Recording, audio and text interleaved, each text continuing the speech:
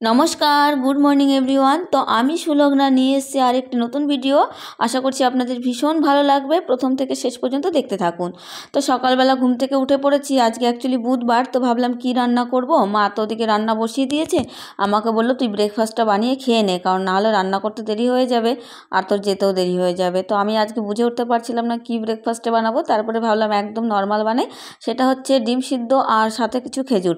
তো প্রথমেই আমি ডিম সিদ্ধ বসিয়ে দিয়েছি আর একটু নুন দিয়ে দিয়েছি। শুনেছি নুন দিয়ে সিদ্ধ করলে নাকি ডিমটা ভালো থাকে, তার জন্য দেখলাম। কিন্তু এটা কি দেখতে পাচ্ছি আমি, এ তো ফেটে একেবারে দই হয়ে গেছে।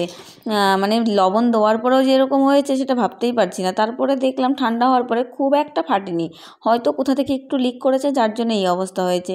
তো এসে আমি ডিমটা ছুলে নিচ্ছি, আজকে বুধবার তাড়াতাড়ি যেতে হবে। আর ওদিকে দাদা আসবে সেন্টার পরিষ্কার করার জন্য, চাবি আমার কাছে। তো তার জন্য আরও বেশি হেডেক হচ্ছে যে কতক্ষণে পৌঁছাবো। তো যাই হোক, এখানে মানে ডিমটা ছুলে নিয়েছি, এখন ডিমটা কাট করে নিলাম। কিছু খেজুর ধুয়ে নিলাম, কারণ খেজুরের প্যাকেটটা খুব তাড়াতাড়ি শেষ করতে হবে, এটাকে আর বেশি দিন চালানো যাবে না। তো যাই হোক, রেডি করে নিয়েছি। আর মা ওদিকে রান্নাঘরে রান্না করছে, তাই ভাবলাম মাকে দিয়েই আসি, না হলে মার আজকে আর খাওয়া হবে না। তো যাই হোক, মা এখানে উনুনে রান্না করছে। আমি বারণ করেছিলাম যে তুমি গ্যাসে বসিয়ে দাও, কিন্তু মা বলছিল আমার এত জ্বালানি আছে যে আমার নষ্ট হয়ে যাবে জ্বালানিগুলো, আমি কি করব। তার জন্য মা চেষ্টা করে সকালের দিকের রান্নাটা উনুনে করার। তারপরে আমি স্নানে চলে গেছিলাম, স্নান টান করে ফ্রেশ হয়ে রেডি হয়ে ড্রেস পরে নিয়েছি, এখন খাওয়া দাওয়া করছি। আজকে রান্না হয়েছে ডাল আর হচ্ছে কাঁচকলার তরকারি মাছ দিয়ে। তো খাওয়া দাওয়া আমার কমপ্লিট হয়ে গেছে, এখন তাড়াহুড়ো করে বেরোতে হবে। বুধবার দিন না ভীষণ তাড়াহুড়ো থাকে। তো এখন আর কথা বলবো না, একবারে সেন্টারে গিয়ে দেখা হচ্ছে। তো সেন্টারে আমি চলে এসেছি, আর দাদাভাই চলে এসে দাদা পরিষ্কার করছে, বাইরেটা ঝাড় দিয়ে দিচ্ছে। আর উপরটা পরিষ্কার করা হয়নি বলে আমি আসার পরে উপরে এসছে।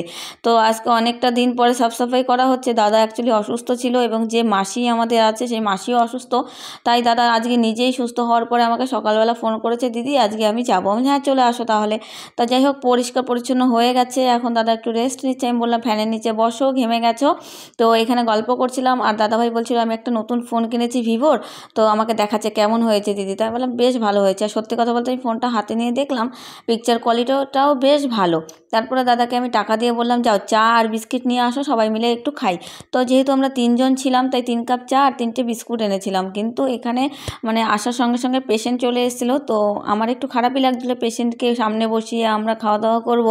আর সত্যি কথা বলতে খুব বেশি পেশেন্ট ছিল না, একজনই ছিল। ইনি হলো আমার ডায়াবেটিসের ফলো আপ পেশেন্ট, প্রত্যেক মাসে একদম টাইম করে চলে আসে, তাই তাকেও 1 কাপ দিয়ে দিলাম।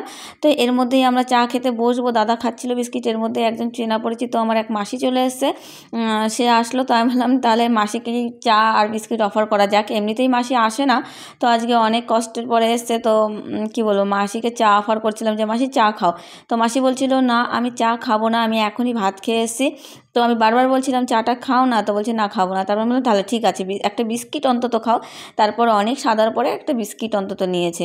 তো যাই হোক, তারপরে চা বিস্কিট সবাই মিলে খেলাম, কিছু পেশেন্ট দেখলাম।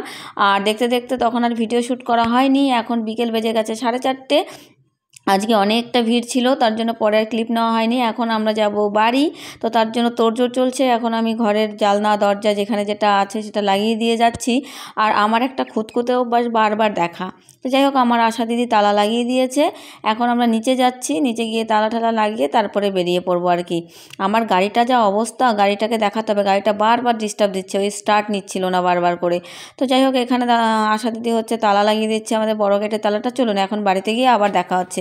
তো বাড়ি চলে এসেছি, চলুন আজকের মতো ভিডিওটা এখানে শেষ করছি। ভালো লেগে থাকলে লাইক কমেন্ট শেয়ার করবেন, and thanks for watching. Subscribe করতে ভুলবেন না।